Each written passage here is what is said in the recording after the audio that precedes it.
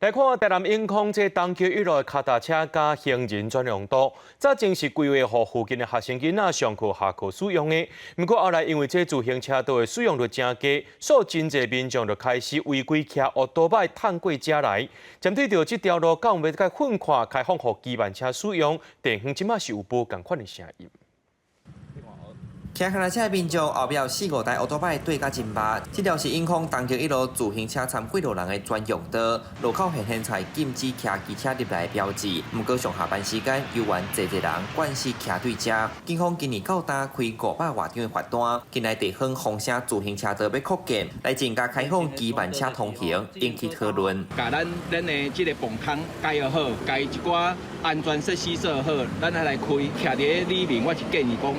咱无适合来伫遮开这个道路。你若无安全前提之下，我觉得开放只是造成一些很多的安全的问题，还有一些赔偿问题。要放起来，阮里长会去控定，大家方便啦。去这南山路跳都话无安全感啊。这条专用道已经20档，早期是规划给学生骑脚踏车同学使用，后来自行车道使用率低，大家才骑入去。因为这条通通去盐行甲工业区会当省10分钟。不过有人烦恼，万不利若发生意外，要安怎办？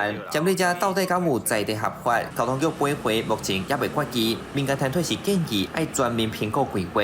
有2个层面啊，一个是脚踏车他们想用但是不敢用；第二个情况是，因为我看脸书贴文，它本来在银行国中脚踏车数量急剧的下降。既然这条路它本来是给脚踏车用，那现在这些族群又变小了，我给其他的用路人使用，这个是可以的。有顺利民意吼，咧研究讲后路续会当安那利用迄个号志标线的改善吼，来安那来符合咱即摆现初时使用的情形。地方登记反映有机车通行使用需求，交通局回应因后续的跨局处会议，会邀请地方民代斗阵讨论，有共识了后才会做决定。